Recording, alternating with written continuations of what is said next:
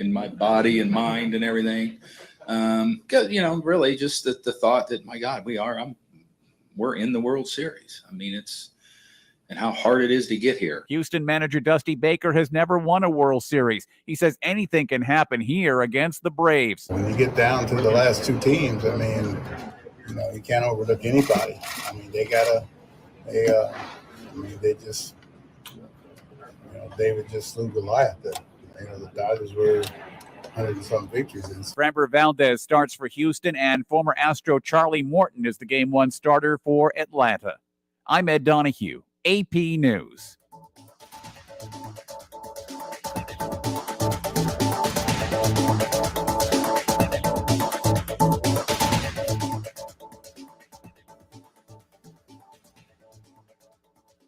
This is Guardian Radio, your station for up-to-the-minute news, intelligent, interactive, and engaging conversation. 96.9 FM. The views and opinions of the hosts and guests are their own and do not necessarily reflect the position of the management and staff of Guardian Network. You have to be strong in today's world.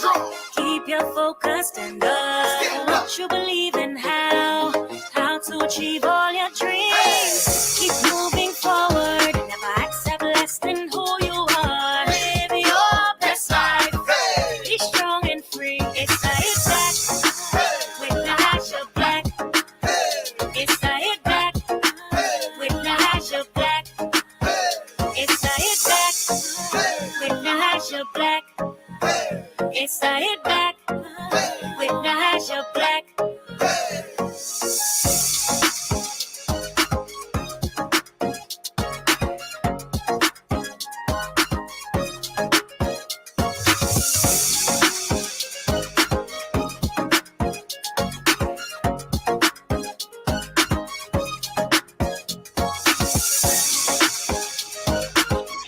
Good afternoon, Bahamas, and welcome to the Hit Back. I'm your host, Nahaja Black. It is a beautiful day here in the 242. I hope that you are doing well, taking care of yourself. Good afternoon from the Turks and Caicos.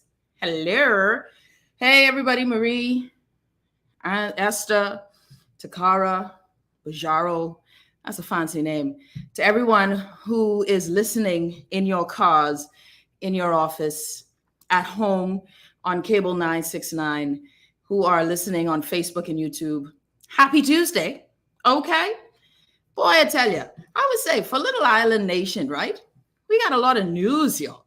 A lot of news. I'm telling you. So I was feeling like a really low news day today. Hello from Tampa. Sabrina all the way in Tampa. I got to love all of our listeners from across the world. Got to shout out to you and everyone who takes the time out to listen. I have so many jokes for you, but today ain't that day. It's Tuesday. I'm supposed to be serious today. I'm supposed to be, but the news just never relents, right? And I got to say, thank you to every person in politics who ensures that the show keeps going, because the politics in this country keeps going. And we have a lot of other news to discuss too. I have some issues with policing, right? Well, y'all know my issues with policing. We have an issue with excessive use of force in this country. And it continues to rear its ugly head, right? So that's one. Secondly, we have this Game of Thrones thing going. Hello. Hey, shout out to everybody in Grand Bahama, Abaco, Long Island, Inagua, Crooked Island, Acklands, San Sal. Shout out to everyone across all of the Commonwealth. I love you guys to death. Okay. So now we have this thing of Game of Thrones, right? This Game of Thrones thing happening with the Free National Movement. And we're going to get into that because there was another announcement today. Someone else has put their hat in the ring for leadership of the Free National Movement. But we're also going to talk about something that's very important to me as well. We are going to have to, trust me, I'm telling you as someone who believes this myself, I won't tell you or preach to you something I don't practice. We have to be independent of our job. We have to look at the wealthy mindset. I tell you this because I believe it. I want us all to be successful, right? And Nat coming on, Tampa in the house. All right, Tampa Bay. So I want us to be mentally in the space for wealth. I don't believe that, money is going to lay up on the beach for you. I believe that your mind is in the working of creative wealth, that there's no such thing as lack. There's no such thing as not enough. That is a limiting mindset, because I assure you that there are people, there is avenues for you to get and garner wealth. And we have to get to that place. I'm never limited by not being employed. I've never had that mindset. My mindset is that everything I need, I put in between my head and then I get it done. All right. So we got a show for you today. You're listening to The Hit Back with Nahaja Black. Nathaniel Butler and Kayleen Newton from Grand Bahama will be joining us to talk about this wealthy mindset. That's later in the show. But I want to jump on, right? And I want my producer, because I don't know if y'all realize today. I don't know if y'all realized today what the news was. I want my producer to play this bit of music in the background for me. Arlie, if you got it, because this for me now, y'all, is where I'm at. I am thinking that there's a name added to the leadership of the Free National Movement that's vying for the leadership of the Free National Movement. I like this. Why do I like this? I like all activity when it comes to democracy. I think that, listen, add 15, 20 names, but I hear the party ain't into all of that. But add all the names you add, because this is a free democracy and the party is in a transition, right? But I know that the party doesn't want confusion. So all of a sudden my name, my phone started to blow up, right? It started to just go crazy, because now there is indeed something new happening, something different happening. Arlie, you ready? You got the music queued up? Because I call this the Game of Thrones. This is the Game of Thrones, right?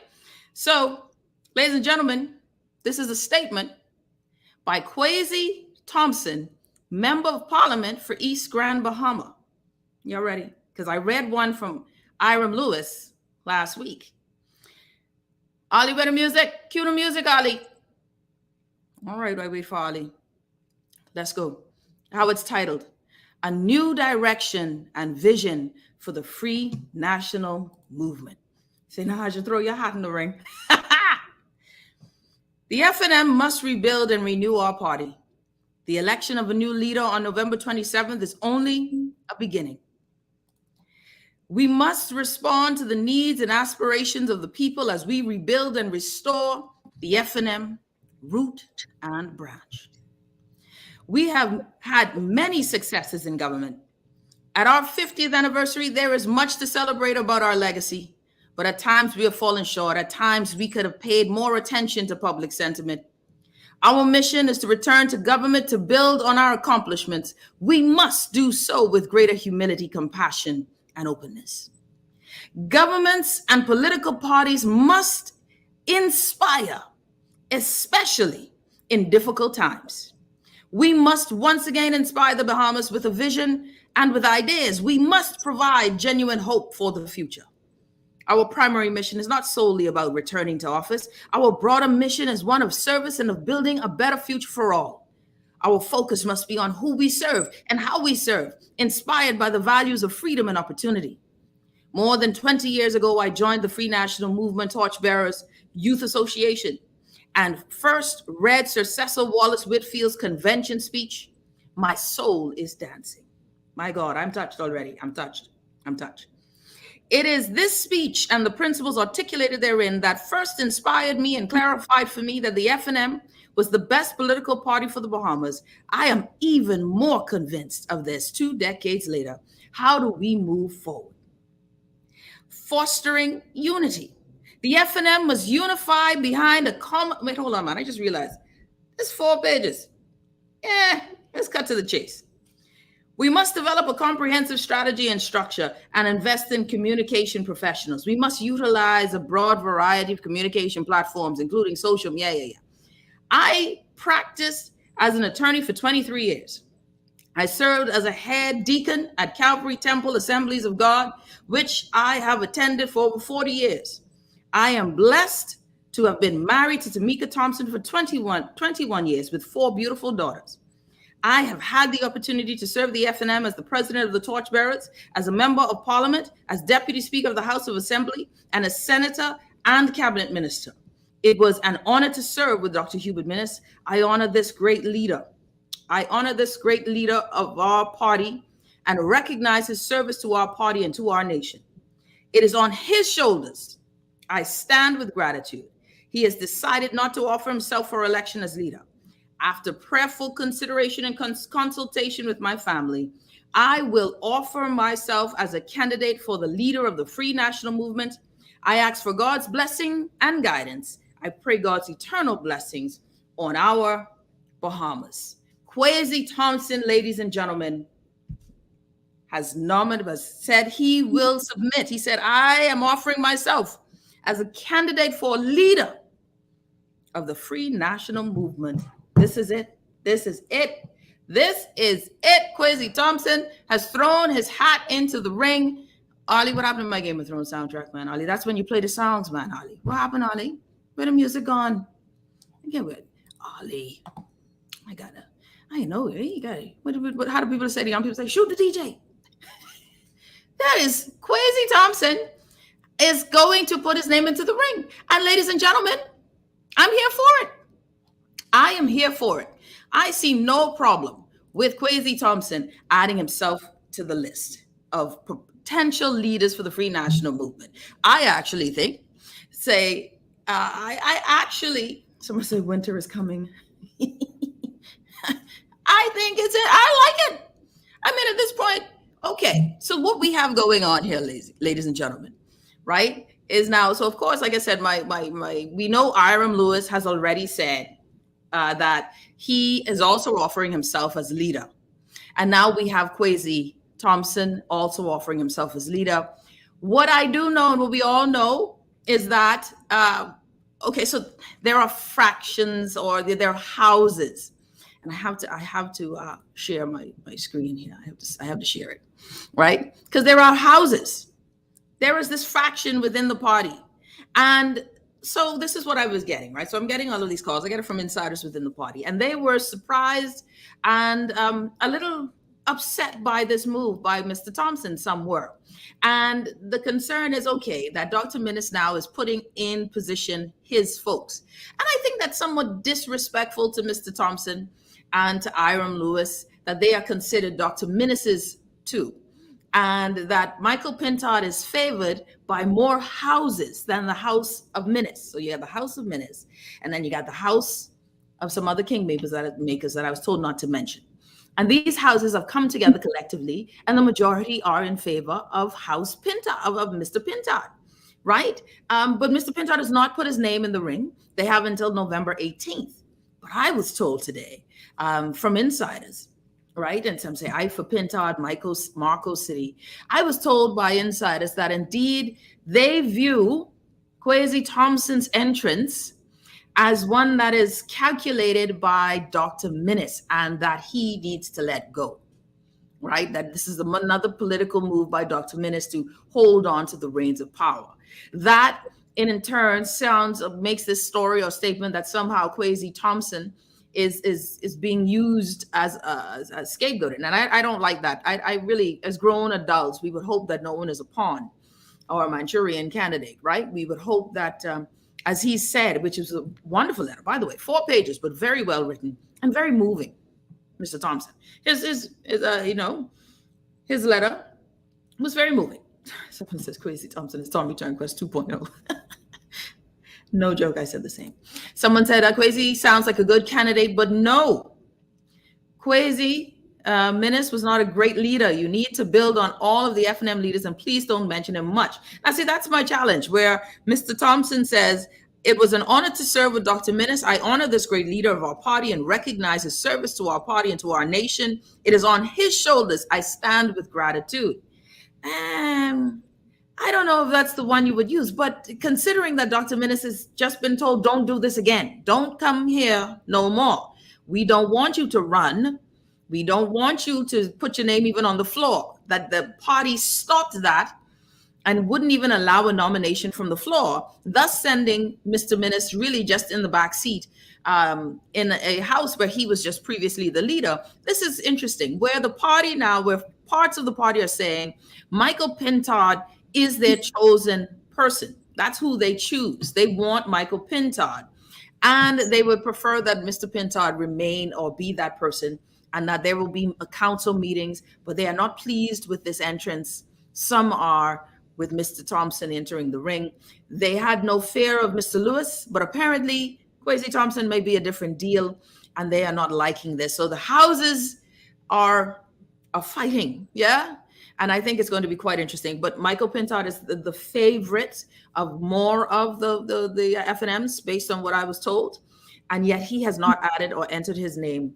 And I was also told that though Iram Lewis and Quasi Thompson have both said that they will offer or put their hat in the ring for leadership, neither have submitted their form or officially submitted their application to be leader.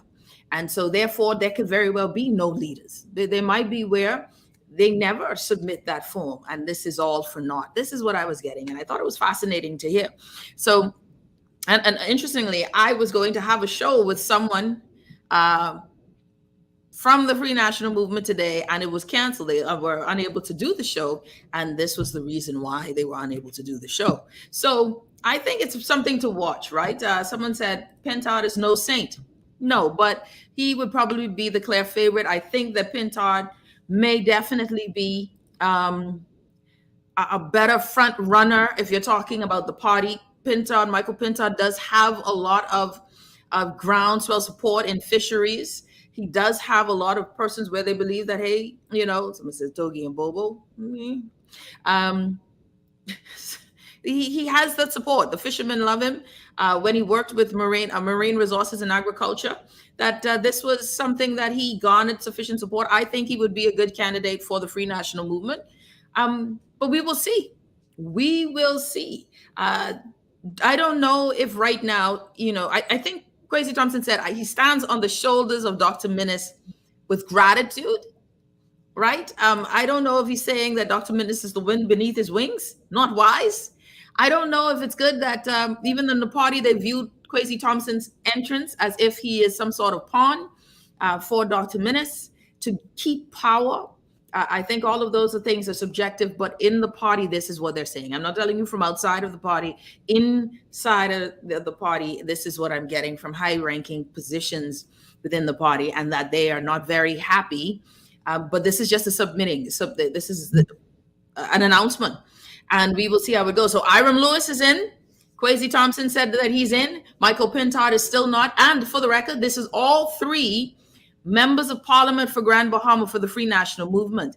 Very interesting stuff there as well. Something else that was said to me was that the concern will be that this will fracture Grand Bahama. I don't know. I don't understand. For me, I don't, you know, in terms of votes, and I've asked how many persons are voting. There was even a suggestion that when election day comes on the 27th, that there may be no contenders other than one, which is Mr. Pintard. So let's see. This is I'm popcorn ready. I like stuff. This is fun. And I think I like this for the Free National Movement. Why do I like this for them? Because it's that beginning to bring back that excitement, gin up that hope for the party and get them going again. Hopefully a new face, a fresh face in leadership will give them the jumpstart that they need. But I don't know, boy. Some of these folks don't, what did CA say? 0 votes. So I don't know. This is going to be an interesting one. I'll tell you that. And so I think this is something to watch. Again, ladies and gentlemen, if you're just tuning in, Quasi Thompson, Member of Parliament for East End Grand Bahama, seat formerly occupied by the former Deputy Prime Minister, KP de Turnquest, is now entered, put his name in the race, in the race, or his hat in the race, in the ring for leadership of the Free National Movement. You have Iram Lewis, who's already put himself in that position. And of course, the favorite who has not yet put his name in, which is the one and only Michael Pintard. I had a former senator tell me today, man, he would have, if he was in a member of parliament, he would have put his name in the ring as well. Feels like it's a free-for-all. You get a chance. You get a chance. Everybody wants a chance. Well, let them get a chance. But I think that the Free National Movement will do well. Shannon Don Cartwright is not in this list right now because I'm not sure if he is seriously contending or vying for it. We have, and something also interesting. What was said, someone says, Nassau done screw up the party enough. Let Grand Bahama get a turn. I've heard rumors. Has Granville McCartney put his name in the race for leadership yet? No. That's all of that is conjecture. Yeah, all of that is conjecture. We haven't heard anything about Brand. It is rumored, but no. Also, something to consider here as well, right, is that in the House of Assembly for the opposition, there are 7 candidates. What was intimated earlier before the Prime Minister was unable to have his name called, the former Prime Minister, I'm sorry, Dr. Minnis was unable to have his name called on the party floor, which is what was the party saw fit to ensure that that was not to happen. Because we know for a fact, I know for a fact that Dr. Minnis was indeed calling around and garnering votes because of mistaken call, but we digress. So this is where it gets interesting now, because we heard before that one of the strategies may have been that with the 7 members of parliament for the administration, for the opposition, that Dr. Minnis would have 4 votes. And they were saying it would be himself, Quasi Thompson, Aram Lewis, and Adrian Gibson. But I was told that Adrian Gibson still lands in the middle, and not necessarily for anyone. Adrian White, the new member of parliament for St. Anne's, was still also in the middle. And then you have Michael Pintard, and he would be by, and there's someone else I'm missing, I'm sure, Shannon Don Cartwright.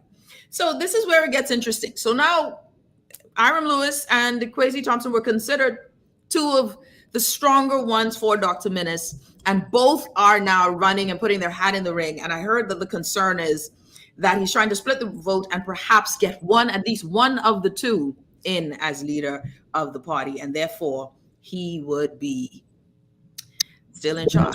We'll see. We'll see. All right, we'll take a quick break. When we come back, let's dive in. We got a lot more to talk about. Police brutality, y'all. That's something that is that's been a big story. But before I do that, let me get your take on this. I want to get your take. And Arlie, please send me all the text messages that you have. Someone says, got to be crazy to elect Minister's cousin as leader.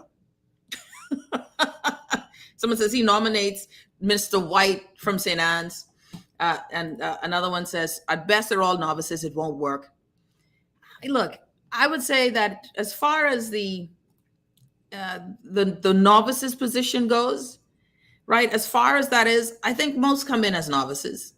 The Aram Lewis, Michael Pintard, Quasi Thompson are, apart from Dr. Minnis, the more seasoned, right? And so we will see how this plays out. And they all deserve a chance. Put your name in. My God, Dr. Minnis was definitely not the best. Can anyone be better? I'm almost certain many can be better in terms of the leadership style of Dr. Minnis. And what the party needs from outside looking in is a fresh start. And Michael Pintard is poetic. The brother can spin and weave a tale. I don't know about Mr. Lewis. I don't know. Mr. Lewis don't have that boom Quasi Thompson. I feel a little Tommy Turnquest coming on. No offense to Mr. Turnquest, but I don't feel it. I just don't feel it. They all have something to prove, but it's only about the party. The Free National Movement has the say, the final say, and hopefully their choice will lead us to a better option.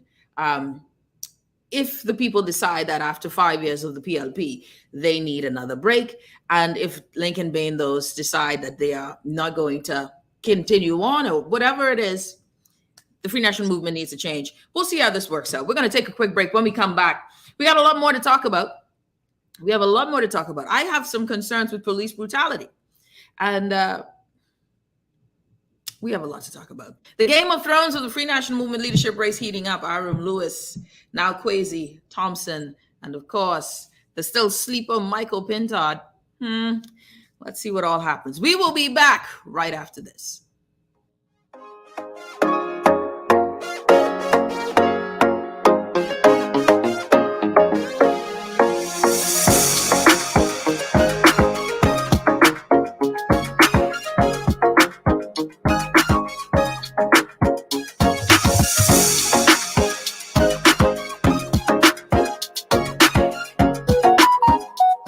You have a new text message from Scotia. Scotiabank is adding text messaging to its communication channels to keep customers updated in quicker and safer ways. As of November 4th, Scotiabank will be using text messaging to provide notifications on the minimum payment required for your credit card and due dates. Customers may continue to access their credit card statements on Scotia Online or through our mobile banking app. Learn more by contacting customer care-bahamas at scotiabank.com or call 356-1697. We are working to protect our country, our people, and our livelihoods so that we can move forward. The vaccine is safe. The vaccine is easy. The vaccine is essential for our recovery. If we want to rebuild our economy, if we want to get back to our jobs, if we want to get back to our lives, our families, we must do this together. Sugar, sugar, let's get sugary. Softer, smoother, and amazing skin. Oh, sugar, sugar, we're the sugar ladies. Giving you skin soft as a baby's. Goodbye hair, we'll take good care of you.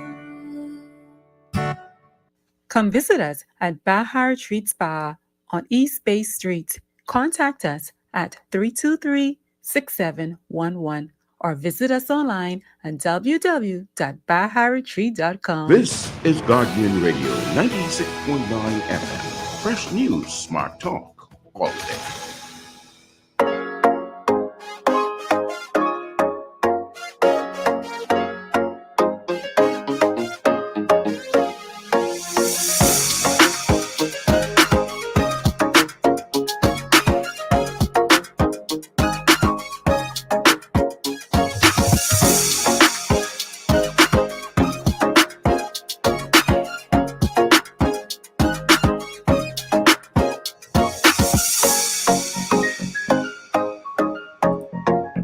And we're back. You're listening to the Hit Back with Nahaja Black. Someone said, Miss, don't talk no fool about Lincoln. Why? Why y'all hating on Lincoln Bain? Lincoln Bain could very well pull up an upset. He almost went Pinewood. I'm just kidding. Anyways, I hope everybody's doing well, taking care of yourself and enjoying your best life. It's normally we do this show on Tuesdays and Wednesdays. Why do I do this shows? So we're going to switch gears, but I do have a segment after this where I want to talk about some issues that concern me with regard to policing in the country. And I know you guys have seen the videos that have happened. Just recently, Pedro Morley on his awarding of him being awarded over $80,000, and I hope that he stays safe. So you please cover Mr. Morley in prayer, because you can't even have a doghouse and people breaking in there for your float. What kind of where we come from? Where we come from, man. And it shows you things have changed. We've changed. And there's a struggle that's going on in country with this economy. And I really, what is so important to me, y'all, you have to hear my heart when I say this. What is important to me, politics is a game folks play. They play it with the people's money. They play these games. They get you all excited up and down. And mind you, I sit on the side knowing that it's a game. So it doesn't, and why I say it's a game is because there is no urgency in our politics. There's no understanding in our politics that at the end of your policy are people. And we seem to like playing the game with the people's money and missing that the policies are to empower the people. And so this game is played. And if you understand that it is a game, if you envision it, know what it is, then your soul and your heart is not tied to the policy. You got to be beyond the policy. You watch the policymakers, but you got to be ahead of the policymakers. See, you got to, if you're fighting a war, you got to know your enemy. If you're in battle, you got to know your terrain. You got to know what the enemy is coming with. You have to understand and navigate to the point where you hope to win. But a war is many battles. Some battles you lose, but the goal is to win the war. You strategize. One of the things in my life, my husband and I, is that we have to be in position so that even if the politician does a stupid policy and they affect you, they do affect you. If you have a business and a dumb policy comes into place, it'll affect you. There are things that will affect you, but you have to be at some point. That's why I don't play the politics game, you know. I don't play the game. The game ain't for me. I don't have time to be caught up on who win in yellow or red. That don't mean nothing to me. It doesn't feed me. I don't get the new job. I don't get those things. They aren't a part of my being. I can't, because when you're wrong, you're wrong. When you're right, you're right. I could care less who you are. Why am I saying this? And why do I do these shows? The shows that I do for wealth is not just for me. It is for you. The reason why we do these shows is because these politicians put on their suits. For 5 years, they get to travel on our dime. They get to see the world. They may say they're working, but they got an entourage. Some people doing things you do on the side, and they're making $80,000, $90,000. That includes all of the perks. And you struggling to make 22. You're a photographer. How come you're struggling? See, we got to understand that this is the difference. They get up. They have a job. That's their job. But we're over here watching TV or listening to the radio, and you have to make sure that you are building up your wealth resource. You can't sit here and be enamored with the game. Games are recreational. These fellas play politics with our lives, and it's recreational. I look for urgency, I look for intention and purpose. Once I don't see it, I move on. I don't hang up. I don't believe in hanging up. You assess and you determine, and then you let people surprise you after that determination. But don't get caught up. It's PLP, FNM, coalition, DNA. Are you getting your life in order? That's all that matters, Get yourself in order. Ensure that you and your family is straight, and not from illicit means, man. Stop waiting on governments to come in to get a contract. Mind you, if you get the contract, don't be silly. And after 5 years, when the government's going out, you still have nothing. You eat. That's feast and famine. 7 years of plenty, 7 years of lack. 5 years of plenty, 5 years of lack. Stop playing yourself. Lead your life financially so that no one can own you. Don't ever be owned. And so I do these shows because I want us to have a revelation in ourselves of the value of ourselves, so that politics, literally, you own the politician. They don't own you. You demand to them. We need to be the voter bloc that says, man, listen, I could give $1 million to UB too. Y'all should name a road after me. So that you could sit to my table. What? Sabas, they have to sit to his table because he got money. Frankie Wilson, they got to sit to his table because he got the money. All you got is the vote. And after you vote for them, they move on. Don't let them play you. You play the game. You own them. Be the mover. Make them the pawns. And you be the knight and the king. So don't ever I notice when I do these shows, some of y'all is tuning off. You know why? Because you ain't into the money-making business. You ain't into that changing of your mindset. You're still thinking that you only deserve a job. You're still calling your MP for a job. I need y'all to get in the mindset. Because the MP could change, child. They could change. I got myself joining me on the show. This is, for me, this is important. I do this refresher every time of these shows for y'all, because we got to get to a wealthy mindset. Opportunities abound for those who seek it. And success is yours if you actually desire it, plan it. I didn't get to where I am today because I was sitting down. I fought my fears. Nobody believes that I was shy. Only my mom know that. I want to welcome my good friend, Daniel Butler and Kayleen Newton, all the way from Grand Bahama. How y'all doing? Okay, unmute, everybody, unmute. Great, man. It's so excited to be back here with you and my good friend, Mrs. Grand Bahama herself. Yeah. It's always How y'all doing? Always a pleasure to be here. Man, listen, especially on the topic of wealth and mindset. Yes. And that's what we're going to talk about, and I wanted to preach to folks, listen, don't turn the dial. People tend to switch off, man. They don't, and then they wonder why, we all broke and we need you. No, you need to deal with you first. Deal with you first. All right. So I want to welcome you both. Someone says, yeah, Kayleen, the money maven. Yeah. Siobhan says, agree, but that's how the politicians condition our minds, get their own piece of the pie. If I don't work here, then move. The world has much opportunity, y'all. The world has much. Say it again, Siobhan. That's my friend in Bermuda. Say it again, sister.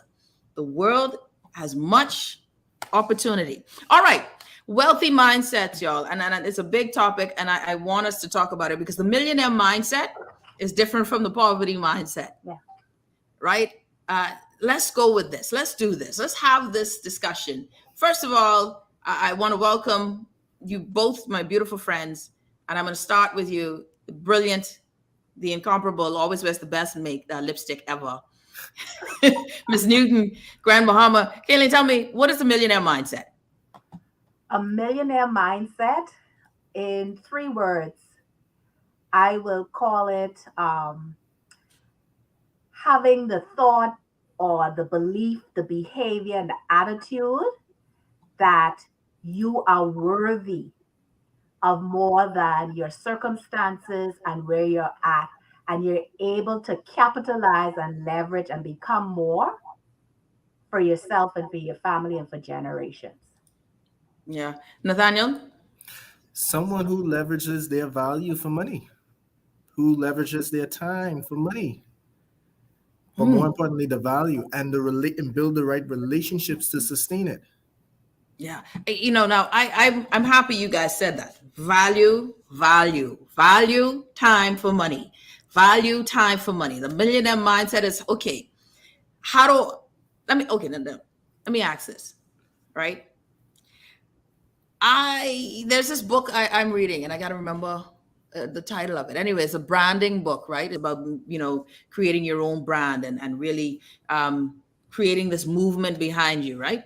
And one of the things that the author talks about, and I have this book somewhere laying about, and I have to find it on the other break, right? So one of the things that he talks about in this book is that you have to be an expert in something. Yes. Let's talk about, is the millionaire mindset an understanding of I got to master something, or I can just find a niche? What does that mean in a down-home, relatable equation for folks?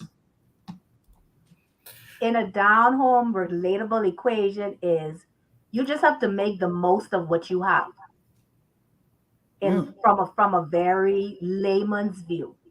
And so it's not always about mastery. However, in order to catapult or have that quantum leap or have more, if you master it, you're able to leverage it more.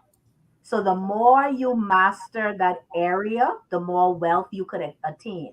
And then you find ways on how you can multiply it. So definitely, yes, it's a process, but you don't have to start off there. A lot of us think it's about perfection, but it's about excellence. And it's a difference. Whoa, say that again. A lot of people think it's about perfection, but it's about excellence. It's about excellence. And perfection is a myth. Excellence is doing the best that you can with what you have at that time, and then moving those needle points until you could get to another stage and doing it again and just continuing to replicate it. Nat, let me ask you this. Do you need money for the millionaire mindset? Do I need money to be successful? No. Let me tell you what you need. One thing and one thing only: exposure. One thing and one thing only: exposure. If you want to be a millionaire, find the closest. And here's the thing. Let me say this. What does a Bahamian millionaire look like to you? What does a Bahamian Black female millionaire look like to you? What does a Bahamian Black male look like to you? Or white Bahamian millionaire look like to you? The reason why I say that is this, and this is the challenge that I have in regards to when we talk about millionaire mindset and persons who are millionaires in our society. Every name that you can think of, I can guarantee you, if you were to call them, somebody have an issue with them. Mm-hmm. Somebody views them in a particular way. Now, here's the persons who have reached that plateau. And what I am saying is, all you have to do is have the right conversations with them and have them to hold you accountable. And the level of exposure that they will provide you, there is no way you cannot hit millionaire status. It's just a matter of time. It's just a matter of time. Because they're going to focus you. No. Sorry. Finish your thought. I was going to say they were going to focus you to the point where Carlene is saying that Kayleen is saying that in the sense that once you figure out what that thing is, now it's a level of getting it to a place of not mastery, but like she said, excellence. And then boom, you now have the results of that excellence. Yeah. You know, one of the things, if you're just tuning in, you're listening to the Hit Back with Nahaja Black. We're talking about the millionaire mindset, the wealth mindset, that mindset that I think is foundational to get out of the space that you're in. If you do believe that this is the best you can do, or man, listen, I don't even have a job right now. What you talking about being a millionaire? Like, what are you talking about? I have no income. What does that mean? And I always, reality is, right? And this is what's so, my thinking on this is, when we were in economics in 101, they used to tell you, well, money is an idea, right? The currency, the paper money is an idea. It's just an exchange. It's an agreed upon, exchange, a form of value, right? And so we've agreed on it. We moved from cattle and all of that to exchange. And today we don't see money. Like, I can go online, I can transfer money to you. You could transfer money to me. And it is numbers, ones and zeros that can travel across. And it's still an idea. When we want to see it, we get it as currency. But everything is a little digital. But I remember, and why I'm saying all of this is this. I remember me sitting in school when I was younger. I was in primary school. And one day I was this is the stupidest story. I'll tell y'all, this is really, so forgive me. It's a real story, but it's really dumb. But I remember one day I used to love to dance at home, right? We used to my brothers used to teach me how to dance all the time. One day at school, I just started dancing in primary school. Just started dancing. Everybody started to circle around, right? And I said, hold on, y'all can't watch me dance for free. Everybody give me a quarter. My good friend went around the circle and made everybody give a quarter, and they were going to watch for free. My point is this, that just that simple thing became an opportunity, right? And I've started to learn that moment was for me a learning, a mindset that, hey, you are able to create wealth from an idea. Yes. And that was harder then than it is now. I think that it is so much easier to gain success through ideas, through opportunities that you normally wouldn't see. And that's what I want you guys to share with my audience for me today. That the idea side of it is a money generating side of it. It is, nothing is impossible anymore. You're right. So I want to add to this conversation from this point of view. Money is a medium of exchange. And you just gave a childhood story that showed there was an exchange. In order for you to see me dance, you had to give me a quarter. Okay? And you may think that it was stupid or a dumb story, but the reality is, from its simplistic point of view, that is what it is all about. And it's also for us to understand that currency is not just the paper dollar. You have the relational currency, you have emotional currency, you have different types of currency. You have proximity currency that I like to say to others too. Who are you in proximity to that you can learn from, that you can leverage, that you can lead and influence? We have to look at wealth as not just one thing. And you started to talk about, how could I have a wealthy mindset if I don't even have a job? The statistic says that most millionaires are 10 times in a better position than the average person because they're always thinking of their next move. No matter the failures, no matter the fears, no matter the frustrations, they're always thinking of what else can I do? How can I move myself from where I'm at to where I need to be? When you sit in that negativity, even with your challenges, you stay there. Our beliefs create our behaviors. And that's the bottom line. And when we start to think like that and shift from a poverty or a scarcity or a lack mentality or mindset, we can easily move into an abundance or a wealth mindset, even if our circumstances haven't caught up to that as yet. But we a lot of saved folks, man. Church folks always talking abundance. Church folks always preaching he's more than enough, but yet we still struggling to give $5 in tithe and offering. We still struggling. How is that? How does that not reconcile? Because I know a lot of broke church people. We always talk in abundance, but I know a lot of broke church folk. Why is it not reconciling? Why is that we can say it in one breath and not be it in another? What is the missing link? Let me go with you, Nat. You're a preacher's boy. No, I compare it to almost like getting a degree and getting a certification. You could sit in a classroom and get a degree, like you talk about the church community, right? You get so much knowledge. Your first day on the job, you can't take all of that knowledge and make that applicable or productivity out of that knowledge. No. But if you get somebody who has a certification, coming out of that program, they're almost more guaranteed to be able to do certain set of skills coming out of that program. So the issue is you have the knowledge, but it's not put in practical terms where you're held accountable to anyone. It's just, here's the information, and you get so puffed up with the information that if anybody else comes with the same information or from a different perspective, you shut them down because you think you already know it.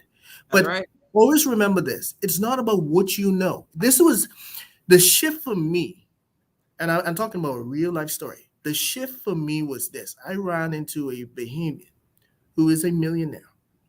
This person at the time was who was 21. They did not come from money. They generated this money off the internet, right? Millionaire. How do I know? Because I was dealing with their financial statements. So I know they are a millionaire. And not in regards to sizing up the individual. This is a high school dropout who became a millionaire by capitalizing on an opportunity. And I'm sitting there across the table from this individual, providing a service to them. And I'm saying to myself, but I'm more educated. I have more skill set. I'm happy for my brother. But at the same time, I'm looking at it and I'm saying, I know too much and I'm getting very little from what I know. You see what I'm saying? Yeah. He knew a little bit and he maximized that, that caused him to reach a level. And I'm talking about 21. This is 21. Drop out of school and millionaire 21. Yeah. Unheard of. To the point where today, this person don't even live in the Bahamas. They constantly traveling. To your point, at the end of the day, once you will become a millionaire in your mindset first before it is materialized. Yeah. And it took a little bit of shifting and moving some things around because honestly, limitations, fears, some preconceptions, people put some crazy things in your head. Oh, if you become this, or if you do it the real estate way or the business way, or you got to be affiliated with a particular party in order for you to hit this. No, I will be, and I'll say this in my closing point. I've come to the realization that as long as you can assess in your environment where the opportunity lies, what you have is not about what you don't have. It's not about what you don't have. It's all about what you have, what you know. If you can assess that, and whoever you need to bring along the way to help you materialize that to get to where you need to get. I had a conversation with a lady. Well, hold that thought. Let's take a break. We're gonna take a quick break. When we come back, let's dive into it a bit more. The wealthy mindset. I always tell you guys, we do this for each other. We do this to grow each other. We got to be successful, man. We got to be able to empower and change this country one account at a time. let's just move up a threshold. We'll be back right after this.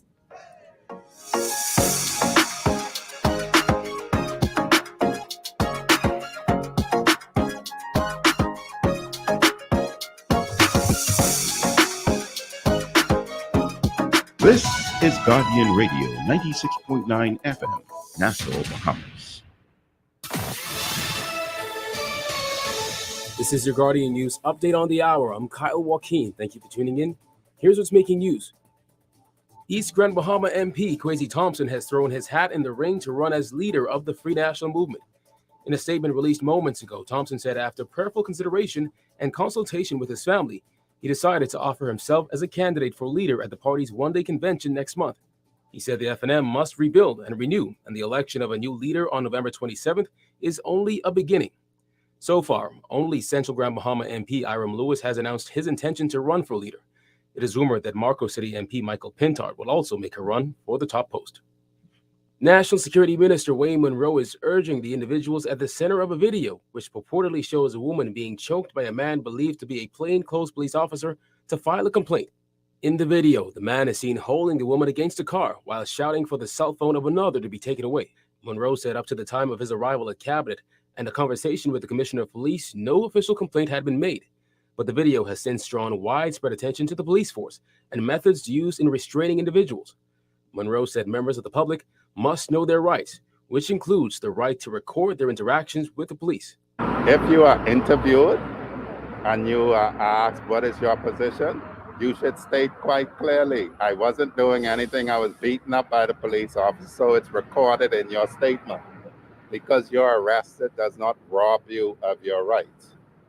Even if you are arrested and charged because you may have committed a criminal offense, because I haven't seen the other part of the videos, there is nothing that calls for violence against a person, even if they have committed an offense. So this concept that it's an either or does not apply. The police could see you committing an offense.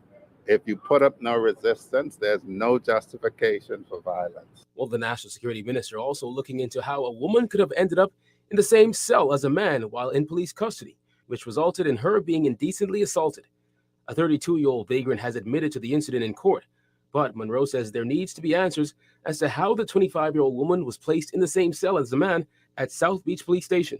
Firstly, I would like to know if a female was in a cell, from what we gather, and was sleeping with a blanket. One would think that there's a detention record for her in her name, and unless she has a name that appears to be a man's name, it should have been clear that there's a female in custody. How you get to put a male in a cell with a female, I would like to hear that explanation. Hundreds of service workers are set to be promoted in the coming weeks. State Minister for the Public Service, Pia Glover-Roll, says the promotions begin this week with those in the Department of Immigration. Immigrations is about 80% complete, so those letters are being released within this week. And of course, the other armed forces that we've spoken about. We have some others that are going to be released this week, but we're just waiting on the process to be complete, the letters to be taken care of, and then we will get those letters to their respective ministries, and the ministries will make the necessary announcements. And that's just making news at this hour on the Guardian News Network. I'm Kyle Joaquin. Thank you for tuning in. Stay tuned. AP News is up next.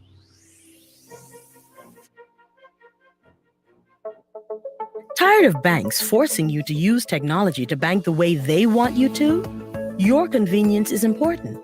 So no matter what your banking needs, Commonwealth Bank's friendly staff are always available in branch for that personal one-on-one service. But when you choose technology, our online and mobile banking app offers you state-of-the-art functionality.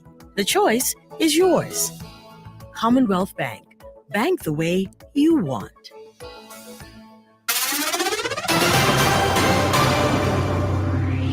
Coronavirus update. I'm Ed Donahue with an AP News Minute. Stocks finished higher, the Dow up 15 points. Advisors at the Food and Drug Administration are endorsing Pfizer's coronavirus vaccine for kids ages 5 to 11. This would be a lower dose. Advisor Dr. Eric Rubin says the only way to know if the vaccine is safe is to use it. We're never going to learn about how safe the vaccine is unless we start giving it. That's just the way it goes. That's how we found out about rare complications of other vaccines like the rotavirus vaccine. A study of elementary school children found the Pfizer shots are nearly 91% effective at preventing symptomatic infection. Rubin says the question is how widespread vaccinations for kids should be. The question of how broadly we use it, though, I think is a substantial one. And I know it's not our question, but I know we're kind of punting that. The debate moves next to CDC advisors next week. I'm Ed Donahue.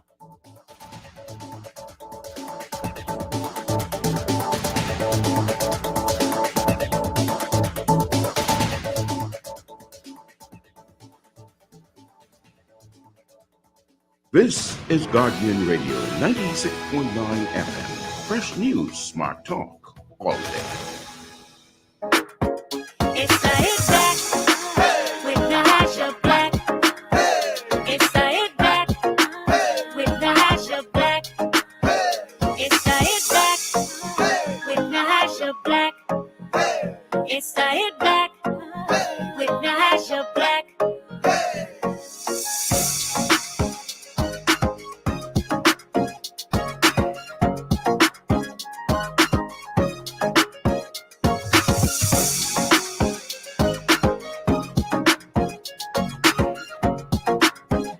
And we're back. You're listening to the Hit Back with Nahaja Black, Guardian Radio 96.9 FM.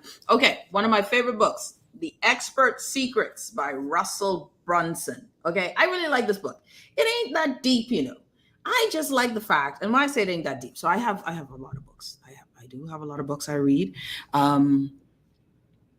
And then some, you know, like the motivational set. But why I like this one, right? This book tells you, and it's forwarded by one of my favorite all-time authors, Robert Kiyosaki, right? So let me just Expert Secrets, right? The underground playbook for creating a mass movement. Okay, this sounds terrible. I ain't used the techniques yet, but I'm telling you, I like it. Creating a mass movement of people who will pay for your assistance, your expertise, whatever. I love this book. Why do I love this book so much? Because the first thing it says is find your thing. It teaches you, it walks you through. Find your niche. Find your money-making ability, right? And then how do you develop it? What it also helps you to realize is it isn't for just the Bahamas. It is for the world to consume. We have a limiting belief because we still, man, we don't support each other here, you know. Let's call a spade a spade. Let's tell the truth, shame the devil. We don't support each other here. You write a book, 10 Bahamians could buy it, and all come from your church. It's the truth. All right? Tell me I lie. I lie. You could write. Let me bring my guests on just so y'all can see their facial expressions. You would have to keep it. You do what you want to do. And you realize that because it's our culture, right? I know you. Who you is trying to teach me about X, Y, and Z. But I tell this, I say this all the time. The country is filled. Our country is filled. Not everybody's supposed to be pastors, you know, or politicians. Motivational speakers. We're supposed to be teachers and trainers. And we ended up, because we're so small and because we're all at the same level, we end up talking to each other. But you'd be surprised how brilliant you are in the world. So this book is all about getting into the world and saying, you know what, Nahaja, you speak pretty well. They might not pay you to speak here. I mean, they do, but they might not pay you to speak here, but you could speak somewhere else. Maybe it's time now to say, I could write a book and I got the skills now how to market that book. I have a skill set now how to make a podcast that other people listen to. And I think there's a lot of great opportunity. I just don't limit yourself, man. Don't believe because you ain't special here. You're not special around the world. We just don't appreciate people in this country. We don't elevate. We'll tell you you're good. You're smart now. You smart, boy. Girl, you so smart. And then you try to make that into money. And then you're like, I know, but that book though. Catch me later. Millionaire mindset. I've got, and it's a wealthy mindset. Someone says, why the emphasis on millionaire? I just want y'all to know it's all about the mindset of wealth. And that's just a marker. There's a great book called The Millionaire Next Door, The Millionaire Mindset. All of those things, everybody's talking about the millionaire. Some of us ain't got a million, so I know why you're making noise anyway. So let's just go with that.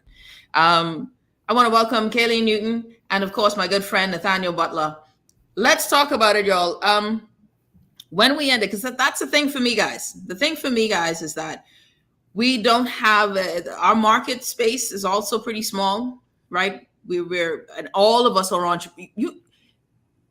we are serious entrepreneurs in this country, you know. We got a hustle in us, you know. Yeah. We have a strong hustle in us. Children are selling wares now, you know. They mommy helping them make slime and candles and lip balm, and we have that in us. But somehow it's not manifesting into wealth.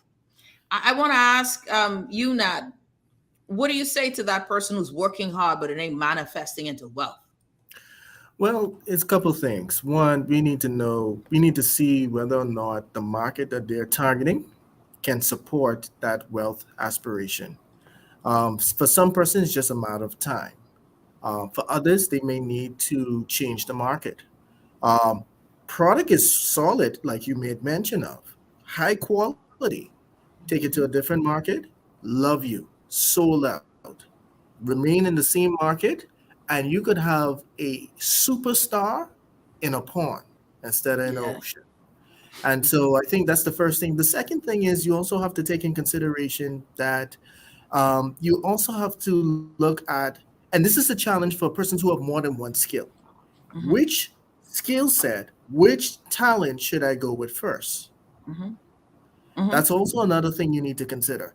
I would always say this: at the end of the day, after you assess what the need is, how big the market is, how much they're willing to pay you, how much it will cost you to provide that product, service, information, whatever it is, how quickly you can get it to them and become excellent in all of those things that I said over a period of time. And trust me, you'll hit it.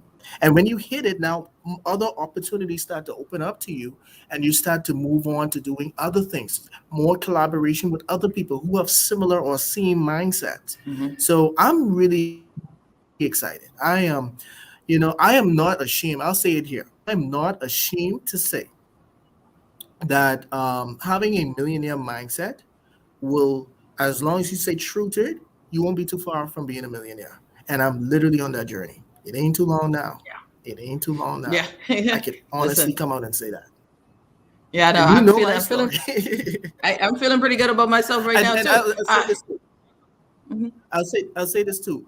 One of the things I do want everybody here to know, I know there's a lot of books out there, but I have to emphasize, you have to put in practice as much as possible what you're reading. You have to put in practice as much as possible what you're reading. It doesn't benefit you just knowing it. It benefits you as you apply it.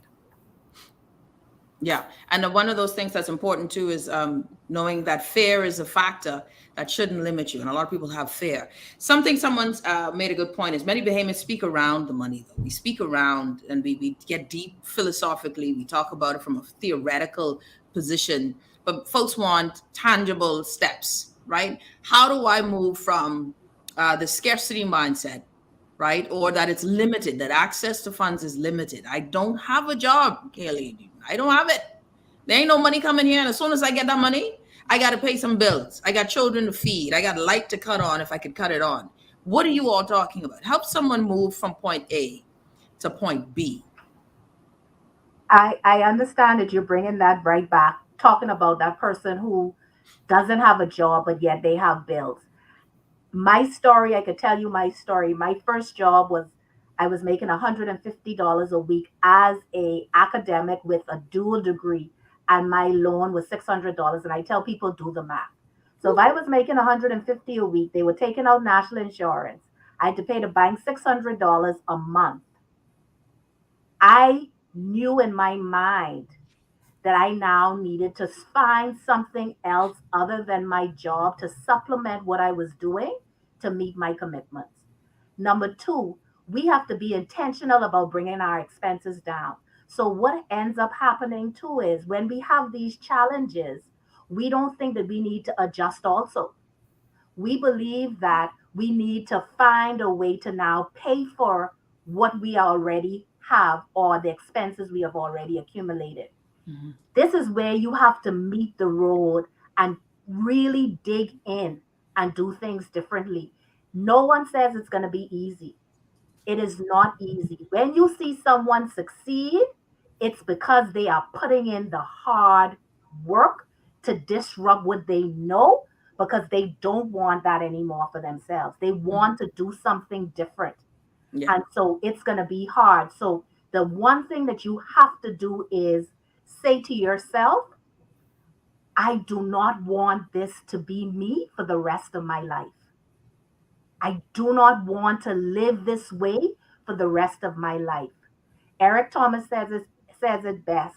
When you want to, you'll succeed. When you want to, I can't remember how the quote is, but it talks about how badly you want to breathe. So it's basically saying it becomes a part of you. And it's not easy. And the next thing you have to do is you really have to disrupt your circle. You cannot be among the same set of people who are complaining and in the same position as you and believe that you're going to move into something else. Number 3, it doesn't have to be major moves. It can be needlepoint moves, micro moves. The thing is, we want things overnight. We want this microwave type result. But we have to understand we need patience and perseverance to move us. I could tell you my story, and I'm just like Nathaniel. When I would sit down and see what my clients had, and I'm making millions and multi-millions for them, but I was taught, go to school, get that great education, come back home and climb a corporate ladder that is almost non-existent, especially in Grand Bahama. That is when I said, this was not going to be my fate. I saw an infographic maybe about 5 years ago, and it talks about how to make $1 million. And it goes back to stripping away that complexity and just seeing things from a simplistic point of view. And that infographic said, sell a $200 product to 5,000 people. That's $1 million in cash. Wow. Could you imagine that some people pay more than that for a pair of tennis and they're jobless, or even for some hair and they are underpaid? So if we could now just understand that this is not what we want for ourselves anymore and find ways to do things differently and disrupt that culture, trust and believe, you would see a shift. Even when you're down, even when you feel like nothing is going well for you, it all starts in the mind. Going back to what Nat was saying, and then I'll wrap up here. There's a quote that I remember. It says, a formal education makes you a living, but self-education makes you a fortune. Go ahead. I like that one. Okay? And people may say, oh, it just sounds cliche. But when you talk to persons who have made it, and we could talk about the very public millionaires that we have among ourselves, like the Sabasses, like the Frankie Wilsons and the Bay Street Boys, they tell you it's a process, and they are determined not to stop. Even if they're defeated, they may be down for a minute, but they find that next best thing. Look at what Sabas is doing. He has now found something else. Yep, keep moving forward. You have creatives like Burton of the Movie Group or Sherrod with Frame. Look how they are changing the game, even though, yes, that's their industry, but they are redirecting their skill set in an area where they can leverage it and have impact and create money. This is what we need to now think about. We have to understand that, yes, you have a job. Yes, that's what they tell you to do, but that is not going to change your financial legacy. A job is earned income. That's a stream of income, but that is not going to shift your legacy. And if we are determined to cause this country to economically move forward differently, it starts with us. We have to each do our part to do things differently. I love it. Someone says they might call you bougie, but they won't call you broke. And Siobhan says, and keep silent with your move and plans. I learned that as well. If you're just tuning in, you're listening to the Hit Back with Nahaja Black, Hailing Newton there in Grand Bahama, Nathaniel Butler joining us on the show. And we're talking about the wealthy mindset, the need to shift your mindset. Why is this important? Everybody talking about a new day. I was telling people after the election, it just turned Friday.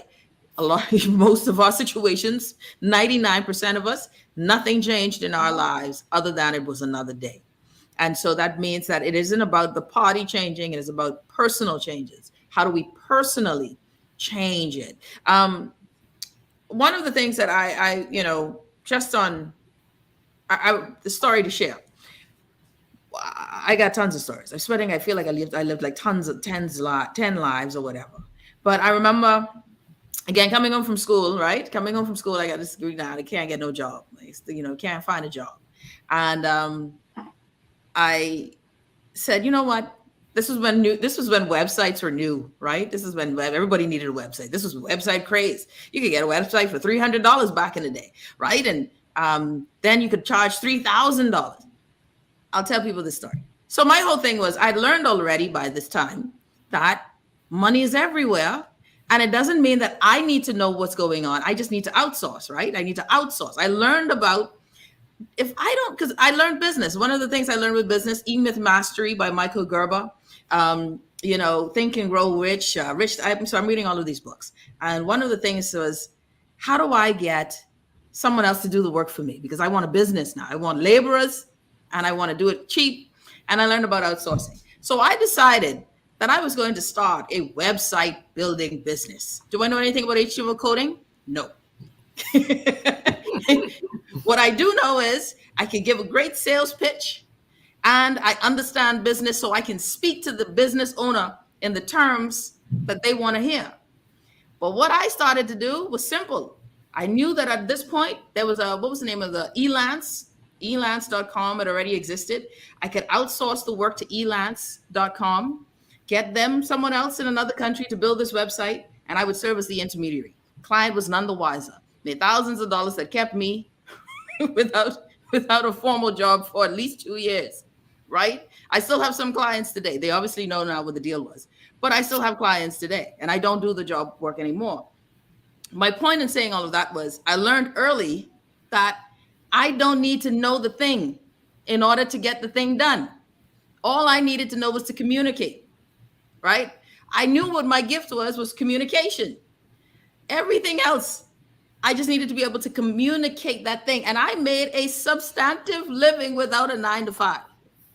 It is easier today to do that. There are many people who are sitting home who've been laid off, and you'd be surprised. The hotel industry is, if you are a housekeeper, why are we afraid of technology, right? Just go, listen, if you're a housekeeper, you know how to make beds. You'd be surprised by how many people don't know how to make a bed for their Airbnb. So you do a video all about how to keep your Airbnb spotless. Mm-hmm. And you take certain aspects, how to fold a sheet, a perfectly fitted sheet, so that you could put it in the cubby hole. You could make a channel, and then you subscribe to Google Ads, and you connect your First Caribbean accounts, because you know that you want better off on online banking accounts. Your First Caribbean account, you got your Commonwealth Bank account that actually is pretty good. You got your Bank of the, I don't do Bank of the Bahamas, but anyway, you could use them too, and you could receive this foreign money now directly into your account, right? I even know Scotia does the same. You could receive this foreign funds directly into your account. You don't even need to use PayPal anymore. I don't know if anybody else knows as a central bank, but anyways, we digress. So my thing is that do not limit yourself. The knowledge that you have is usable for someone else. So therefore, you are not without the ability to make money.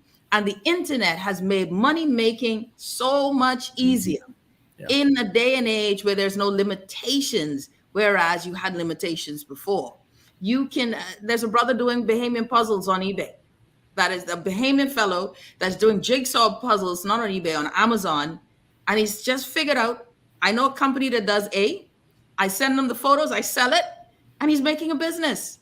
There's no limitations. And the mindset is the thing that limits us, because then everything else is there. Not your thoughts. No, I want to just jump and piggyback on that. So somebody might be sitting down and say, well, who do I call up first? Or I don't have the money, because everything you said sounds great, but I don't have no money at all. Well, I would normally say to a person, I'll take your same example, Nahaja.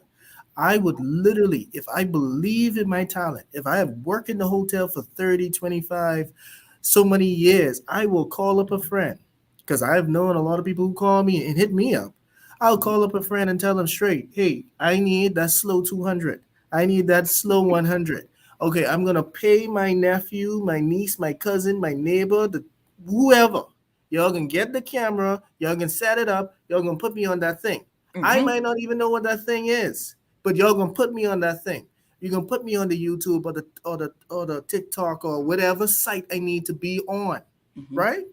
And now you're going to manage that for me. You're going to manage the content for me. You're going to manage the responses. And now we're going to monetize this thing. I think we just need to now, like I said, and I can't overemphasize it, you got to look in your environment.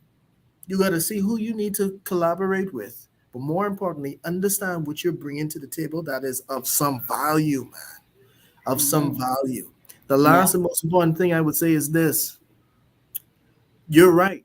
We're living in an era where as many who wants it can become self-efficient, financially stable, if they wish to pursue it through the internet. So, but where do you go to get the information? Well, just continue to turn into Nahaja Black, especially on the Wednesdays, Wealthy Wednesdays, and we will provide that information to you. But I'll say this, in all seriousness,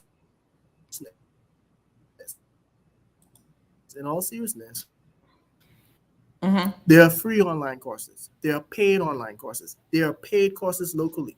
There are local. Delve in, get the information, understand your value, understand how to package your value, and trust me, you can make it, man. Don't focus on what you don't have. Focus on what you do have and who you know who have results.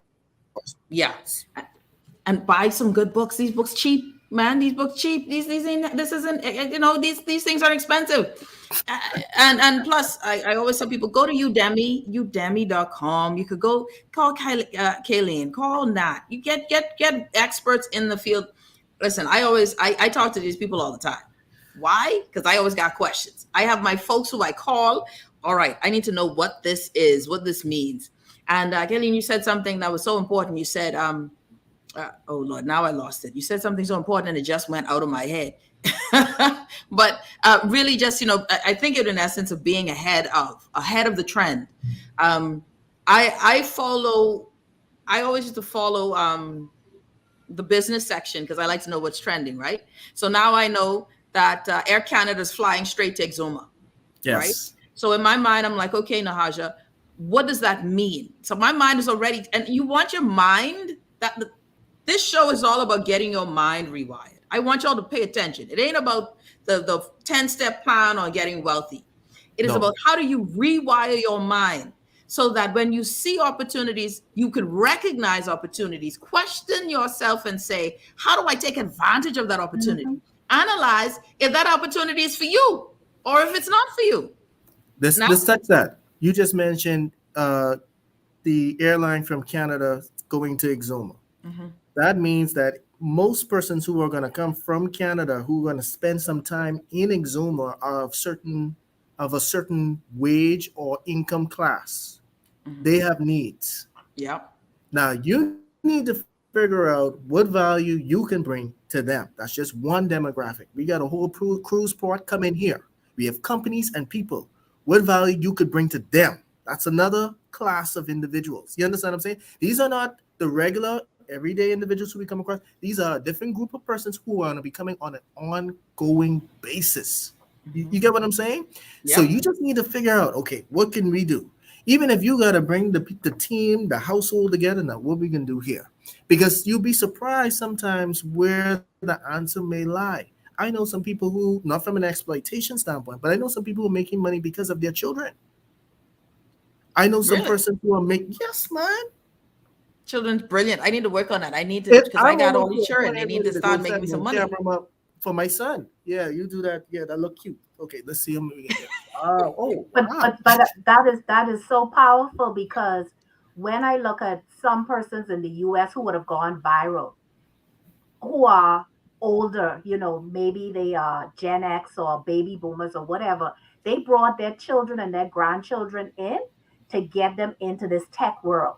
So they had the knowledge or the expertise or the niche, or they knew the value they had, but they didn't know how to navigate the space.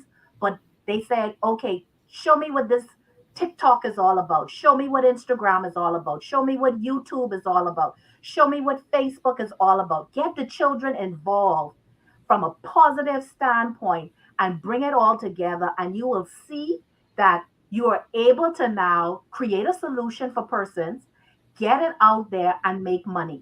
So definitely bring your children in. They're more tech savvy than you will ever be. Mm-hmm. And so instead of chastising them about being on it all the time, bring them in and say, show me what could benefit us so that we could create this financial legacy. This is going to benefit you and future generations. So we have to just look at it from that point of view. And I'm so happy if you're just tuning in, you're listening to the Hit Back with Nahaja Black. Normally a Wealthy Wednesday. We did it on Tuesday today, but next week we'll continue on Wednesdays. And we do this every year. We tend to always do our blocks of this as much as we can so that we're consistently drilling in how do we shift our mindset for financial wealth and freedom. You wanted to say something, Kayla? I just wanted to add this one thing too that is a free resource. How to shift your mindset? Read. Yeah. Read. Yeah, boy. Read daily. YouTube. There's nothing you information. There's nothing you want to know that isn't out there. Like everything is out there. It's just people have perfected something. When I not even perfected, just put the wheel out to a different demographic.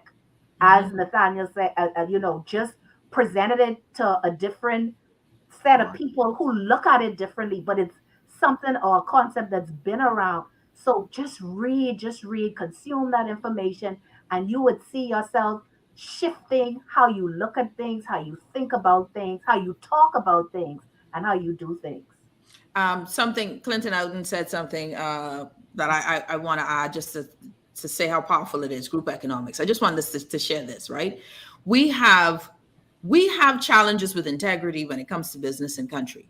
Yeah. That has led to some challenges overall with the idea of partnership, the idea of working together. We don't even trust our family members. Some of us don't, right? So the issue of integrity is a big thing, right? So first thing, when you talk about group economics, like-minded individuals. Like-minded means that I don't just see you at one event, we talk business, and then we're partners. We flow in the circles for a while. I realize that this is an intentional thing for you. This is an intentional thing for me. I would love if families could come together because you want to create family wealth. You want to create generational wealth, but sometimes families ain't the one. I ain't rolling that way. But I want to say this: the power of group economics, and I know Nat, you want to add something to this too. Imagine now if the three of us decided, hey, you know what? We want to do vacation rentals, right? I've already got a home. Nat, you got a home. Kaylee, you already got a home. But we see the opportunity here. We together separately can't afford $300,000. No. But individually, each one of us can go to the bank and get a $100,000 loan. But that ain't $300,000. We need $300,000. We want to be a business. We come together and say, you know what? We're going to come together as Company Amazing. Company Amazing then says, we have a value of $300,000. We each got $1,000, $100,000, put it in this company. We have a value of $300,000. We're going to buy this triplex. Each one of us has a share. Each unit is in our name. Together now, we have a resource, but we don't have to split it up. We have a resource that can leverage for something else in the future. The Bay Street Boys, the Sunshine Boys, I ain't there no girls yet, though. We need to figure out where the girls them at. We have a family here in Grand Bahama that did it. They have the zip line park. There you go. They have commercial buildings. Yes, it can be done. It can be done. But you speak to something that is so important. Integrity or the lack thereof has caused a lot of persons to shy away from group economics. Because as you said, you have to see them and see the results and see the flow. It's not just a one-time good talk business proposal. No. You need to actually see evidence.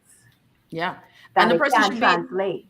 A person should have personal integrity before you could say, hey, man, I know the man, listen, this brother or this sister, they have personal integrity. We believe that their word is their bond. They don't quit when things get tough. You've watched them and you have and then you have, like someone said, good contracts. But contracts are vital.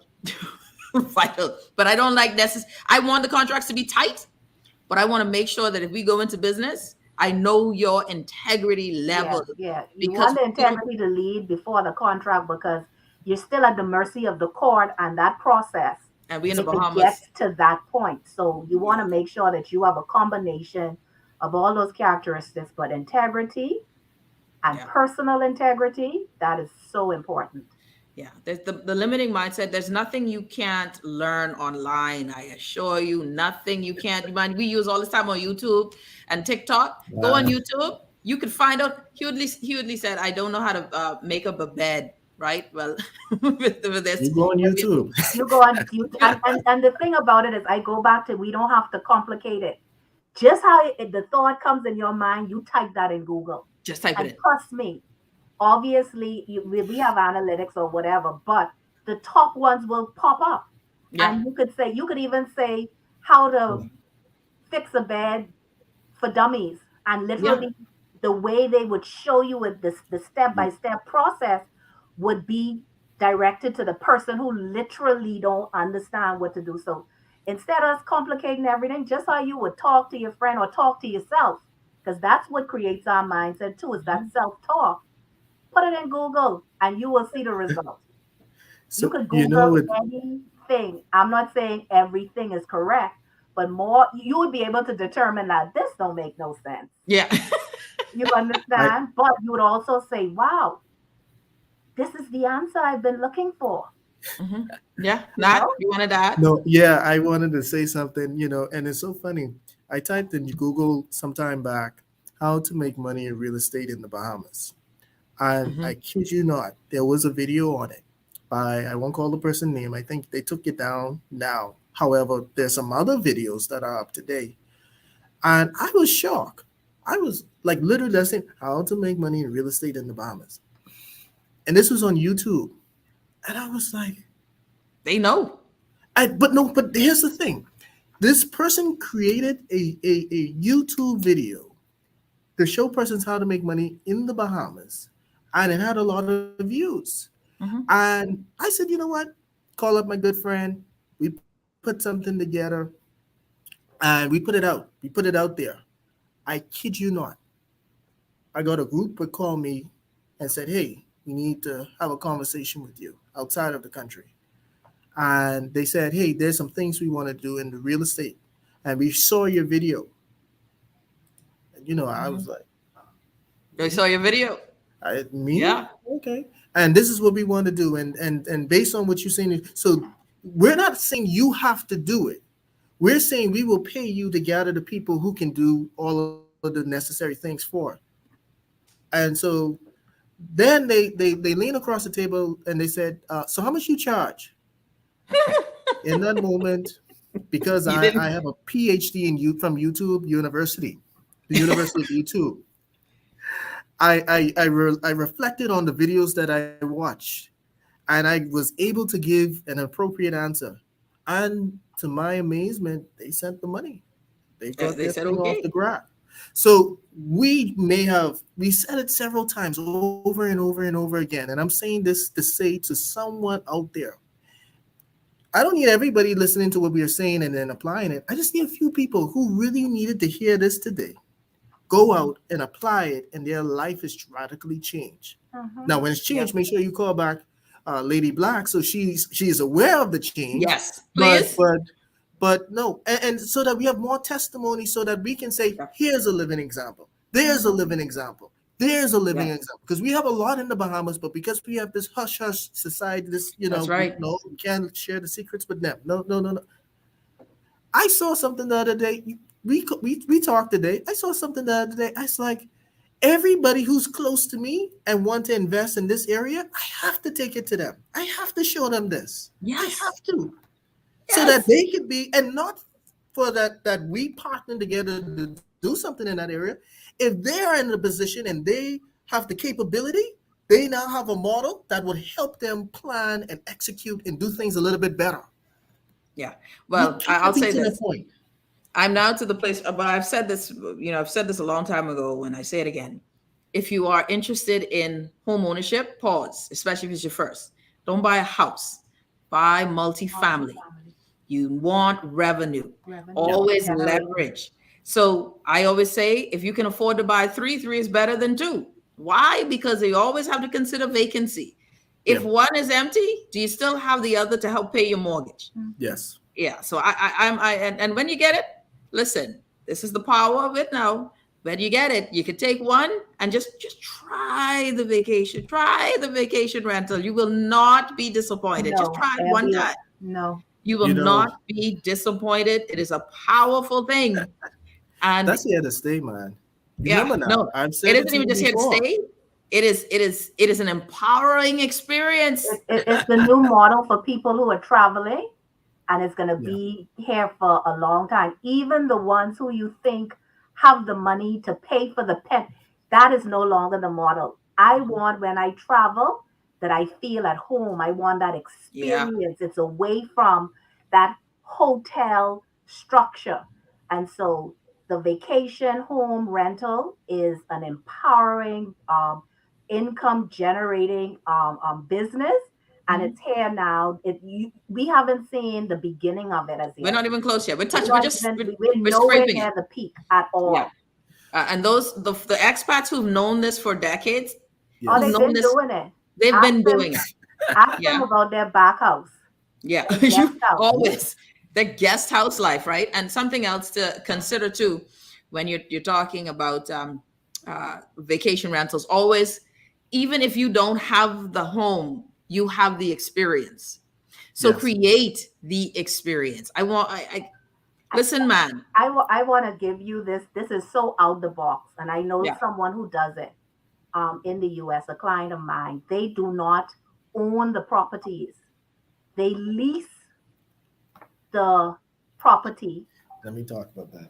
And they provide the Airbnb experience. And you said it, you hit the nail on the head, Nahaja. It's about the experience. Yes. And so when someone books with them, they don't know the back end of what's going on. No, they don't. They literally have paid their annual lease upfront.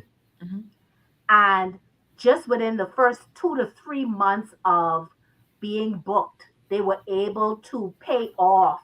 So they don't want to hold the capital asset, because when you think about maintenance and insurance and liability and all of these other things, and that's another conversation when you come to financial advisory. But it's just to show you the creativeness that you don't have to have the brick and mortar, but you still could have the benefits of a revenue stream that is just going to blow this market up in the next couple of years. So these are the things that you have to think about. This is the way. And when your mindset is of a growth mindset, you're open to all of these possibilities of creativity. It's when you have the closed mindset that all you see is challenges all around. Yeah. Listen, this is powerful stuff. We got to take a quick break. Before we wrap up. So let's take this break. We'll be back right after this. You're listening to the Hit Back with Nahaja Black, Guardian Radio 96.9 FM. Sugar, sugar, let's get sugary. Softer, smoother, and amazing skin. Oh, sugar, sugar, we're the sugar ladies, giving you skin soft as a baby's. Goodbye hair, we'll take good care of you. Come visit us at Bahar Treat Spa on East Bay Street. Contact us at 323-6711 or visit us online at www.baharetreat.com. You have a new text message from Scotia. Scotiabank is adding text messaging to its communication channels to keep customers updated in quicker and safer ways. As of November 4th, Scotiabank will be using text messaging to provide notifications on the minimum payment required for your credit card and due dates. Customers may continue to access their credit card statements on Scotia Online or through our mobile banking app. Learn more by contacting customer care-bahamas at scotiabank.com or call 356-1697. We are working to protect our country, our people, and our livelihoods so that we can move forward. The vaccine is safe. The vaccine is easy. The vaccine is essential for our recovery. If we want to rebuild our economy, if we want to get back to our jobs, if we want to get back to our lives, our families, we must do this together. Do you need to insure your vehicle at the best price? With the most options and free installment payments, CG Atlantic agents offer affordable coverage for everyone. Just call 677-6422 to find out how you can protect your vehicle with extra options to keep you covered. Why wait? Call CG Atlantic agents today at 677-6422. Visit us online at cgatlanticagents.com or in person at Atlantic House, 2nd Terrace and Collins Avenue. Nassau Insurance Brokers and Agents Limited, trading as CG Atlantic Agents. This is Guardian Radio 96.9 FM. Fresh news, smart talk, all day. It's the hit back with Nahaja Black. It's the hit back with Nahaja Black. It's the hit back with Nahaja Black. It's the hit back with Nahaja Black.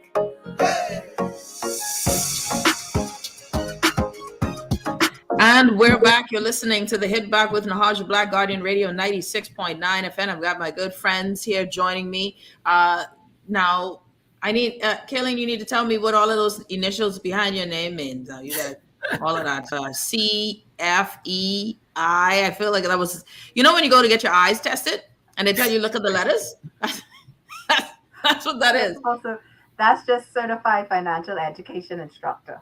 Oh, show off. I like it. I like it. And of course, that's Kaylin Newton here joining us from Grand Bahama. And of course, Nathaniel Butler from Drupal Solutions. All right. So some interesting points of, okay. So, you know, I've been on this I like books thing, right? One of my other favorite books, Jack Welch, Winning, right? Yes. By Jack Welch. Management book, right? Great management book. I can't even use the talk. He was a GE winner. Why I say GE winner? He used to kill it in structural. Go ahead. I want to add this when it comes to reading too, because your income level is only at the level of your personal development. And so people have to also read personal development books. They have to look at how to better themselves innately, who they are, because then you rise to your revenue will rise to the level of who you are. So if you're not at a better place with yourself, obviously your mindset would believe that you're not worthy to even have that kind of revenue or income come into you. So in addition to reading all of the business books and the investment and the strategy and the money and whatever all those books are, Mindset you must book. also read personal development books. Come on now. You hit it. Preach, girl, preach. I was going to show you this one. Another one of my favorite books. Battlefield of the Mind. Battlefield of the Mind by Joyce Meyer. You know, we got some of us got some, and I say demons, I really mean you got no demons. I mean that we are fighting some issues, some childhood trauma, some things that is affecting what we believe. How do we fuel ourselves? And this book, I don't care how much joy change your face. This book ain't changing. Okay. No. Joyce Meyer gave us a wonderful golden opportunity here with this book. Battlefield of the Mind, one of the classics I always keep in my bookcase. First Things First, Stephen Covey. Stephen Covey. Yeah, that too. A really good book. And of course, you know, well, I like all my Rich Dad stuff, my Rich Dad, Poor Dad stuff, right? Cash Flow Quadrant by Robert Kiyosaki. One of his, Rich Dad, Poor Dad is huge. But Cash Flow Quadrant is one of the best books for me because it said, okay, I need to move from the left side to the right side, which is the left side is employee, self-employed. And I want to move to the right side, which is business owner and investor. Yes. And once you're on that side, you know you're doing it. And we've always worked, boy. I remember a moment when we realized we were self-employed. Husband and I had a mental breakdown. Like, Jesus, this is rough. We can't take a vacation. So to that point, and going back to what Kaylin was saying, I'll be honest with you, when you read personal development, just not on the finance, not on the leadership, the whole part of personal development, because to your point, being on the self-employed standpoint, employed standpoint, even business owner standpoint, mental health is a serious thing because there's some things that only those who are in the space understand sitting in that chair. And you got to take care of your mental health. Trust me on this journey to reach that promised land. So I do have a question, though. I do have a question because I know the audience is probably thinking, about this as well. And every book that you kind of pick up, I'm just sitting there, it's like, yeah, I got that home, I got that home. So when is the virtual book club coming out? The Nahaja Black virtual book club? Because I like where this is going. You're right on that. I actually started a lockdown book club, but the problem is I read based on my interest. So we started off just on like novels and whatnot. But I tend to read more of these books. So my novel option. So I think I have to switch it. I have a lockdown book club when we were all locked down, but I think I want a book club now where everybody says, this is what I'm reading this week. Here are my thoughts on it. And I'm reading something different. So we're not all having to read the same thing because we're not on the same space. So maybe we'll do that and do a hit back book club. Let me know. I love that concept. I really love that concept. And another thing that I got, I did the 75 hard, and it talks about doing that 10-day reading. What's that? The 75 hard by Andy Frisella. Ooh. And that people think it's a physical challenge or a health challenge, but it's more so a mental challenge because there's some things you must do every day. And if you don't do it by the time the end of the day, you have to start the 75 days over. Oh, wow. That's a lot of challenge. I'll try it. It's a lot of challenge. It's something I won't do again. But one of the things that I did take away from it is that reading 10 pages of a nonfiction book every day, something that's going to pour into you and help you from a personal development standpoint. Yeah. I have every month I try to buy 2 books and I end up reading a half a book. So I got a lot of books. so that's I buy more books. What you could do. No, but doing that helps you because I've now transitioned to doing that, and I find myself completing more now than ever before. So I'm telling you, and it's manageable. It's very, very manageable. Mm-hmm. Yeah, and trust me. How many pages? 10 pages a day, and what to do? Unplug from all of your electronics. That's when you now settling in for bed, and you read your 10 pages, and it causes you also to wind down. And it's very quick. Most chapters are about 10 pages. Every time I start them 10 pages at bedtime, Kayleen, I end up asleep. I figured now. I'll read page 6. I'll read page 6, 7 times. And I realize that's when I'm asleep. Like I did not catch that first paragraph. Someone asks, Alton asks, 75 what again? What is it? 75? It's called 75 hard. Hard, H-A-R-D. H-A-R-D, yeah. Okay, 75 hard challenge. All right. We'll try that. I got to look that up. Yeah. Not? You wanted to say I was saying that there was a point I wanted to go back to because I couldn't keep still in my chair because I'm sitting there like, I do this. Like Airbnb, I just have to say this, and I've said it on the show multiple times. From the 40s and 50s, we've been doing Airbnb. This is nothing new here in the Bahamas. We just moved away from it. And then successive governments tried to bring us as a populace back by creating the people-to-people program, but we didn't understand it. And then Airbnb itself and HomeAway came, and it's like, okay, now let's plug in. You don't have to own the asset. You could manage it and still walk away with a substantial amount of money. Think about it this way. We have more hospitality experts in this country than many of our other counterparts who relative in size to us. Mm-hmm. So that means we have a lot of persons who can run their own mini motel, hotel of sorts just by utilizing a house or a room.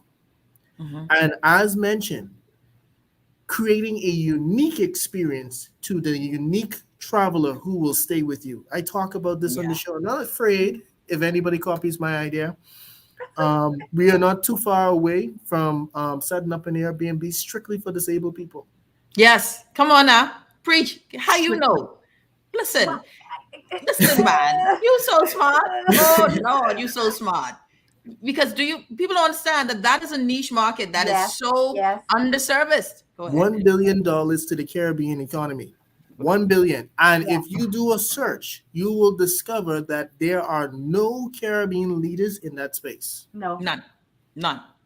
Listen, how you know ramps was already getting installed, boy? Doors widened. Listen. Make sure you get a car where it has a lift on the inside and to take the person out. Listen to me. Look out. I have no problem giving my ideas either. Like a lot of us believe we have to hold on to these things. But that's that scarcity. But That's it a goes scarcity back to mentality. the lack mentality, Yeah. because at the end of the day, it is still that customer experience that you bring that is going to separate you from whomever you think your competition is. And I want to say, just let me add this too, just as a thought. If you bake, if you're an at-home baker, right? And let's say at home, you really ain't serious about it. I'm telling you, there's a market for vacation renters who want just a small Johnny. I just want a sample of the coconut tart, a sample of the Benny cake, a sample of X, Y, and Z. So put it on a platter and you go ahead and you put it out there. Vacation home owners desserts delights. You're a homeowner and you want to, I specifically cater to welcome platters for your guests. I specifically cater so that you could build a basket. You tell them, say, listen, I can give you a personalized box. Go on my website, put the items in the box. And there you go. It will be delivered to your Airbnb, X, Y, and Z time. Homeowners are looking for this type of convenience. It's all about ease. That's it. And I'll tell you, as a home, I had to shop for that. I had to shop for that. I had to shop from one person here. Do you have this? So there's opportunities here that I mean that are beyond. And so we have to just no gifting of yours is invaluable. You just know that it's valuable and trust that your gift will make room for you. You just have to believe that what you're good at is for a purpose and that it is usable and believe that there's no scarcity in money. There's no scarcity in the world. None. Okay, we gotta go. Someone says teas. You best believe it. Oh, those tea boxes, y'all gotta be unique, boy. Oh, I want to give a quick business. You talked about baking cakes, and I know someone who made hundreds of thousands of dollars on a course teaching other bakers how to use the fondant and put it on the cake and smooth it out. And literally, she purchases her fondant already developed. Wow. Literally, and in her first course, she made over $100,000 a couple of months. Stop that. Yeah, this is in the US, but it wasn't anything complicated, but a lot of people want to learn how to smooth that out. Now, she didn't tell them who her distributor was, but she gave them every step possible. And then she became an affiliate of the product and also made money from being an affiliate of the product and selling it. Wow. Listen, I tell you, and we limit ourselves to the Bahamas. The world is our oyster. And that is the thing too. There is nothing you don't want to know. Everything you need to know about your success is on those same keyboard or in your hand. Go on and search it. And I mean, my husband studies on YouTube all the time. I mean, it's very annoying when I won't watch football and he is on YouTube, just going on. Kayleen Newton, how do folks reach you guys? Kayleen, first, how do folks reach you? They could contact me through my website. It's www.kayleennewton.com. And Nathaniel? www.drubersolutions.com. Listen, thank you guys so much. We continue next week. Wealthy Wednesday. Thank you, Nat and Kayleen. You're the best. You're listening to the Hit Back with Nahaja Black. I hope this was as helpful for you as it normally is for me. Take care, everybody. Let's get to that millionaire mindset. We ain't playing games this lap. We're doing it. See you all tomorrow. We're out.